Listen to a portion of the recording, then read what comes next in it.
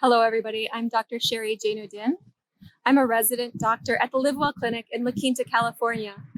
You can follow us on Instagram at LiveWell Clinic, and you can follow me at DocSJND.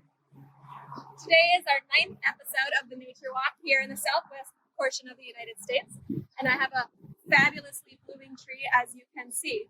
This is called Jacaranda mimosifolia, also Jacaranda, blue Jacaranda, Brazilian rosewood, or fern tree. You can tell its canopy is very sparse.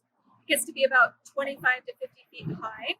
It's a tropical tree native to South America, specifically Bolivia and Argentina. It doesn't like temperatures cooler than about 40 degrees Fahrenheit. It likes well-drained soil. It can survive in soil that's not nutrient-rich, and it can survive in soil that has very little rainfall. It is drought-resistant. Given the right conditions, this tree can live to be 150 to 200 years old. So let's do a little quick tour of the plant here. Look at the leaves first. It has alternating leaves. Each leaf has about a dozen to 3 dozen different pinnae. Each pinnae has about a dozen to 3 dozen little leaflets. It's tiny little leaflets, hence the name fern tree. Over here, we'll take a look at this beautiful bloom. It's on a terminal panicle here. It's huge bloom here of flowers. They're tubular flowers, about 1 inch to 2 inches in length. And they're a purple, blue-purple color. Just behind this bloom, we also have its seeds. So its seeds are about 4 to 5 centimeters in diameter. They're flat capsules that are about reddish brown. Inside, it's full of little seeds that have wings on them, little winged seeds. So that's a quick tour of this fantastic tree.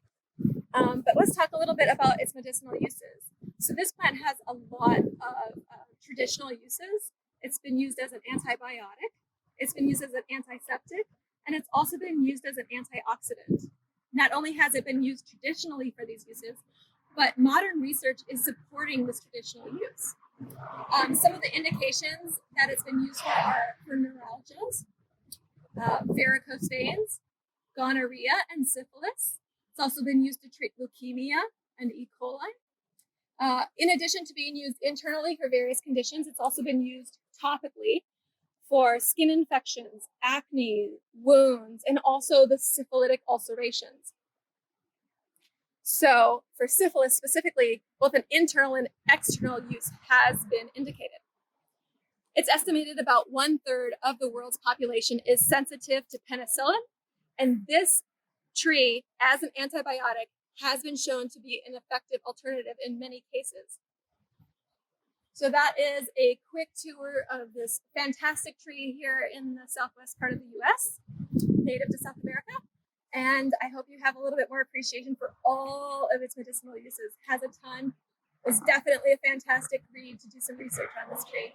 I wish all the best to you and your family. Take care.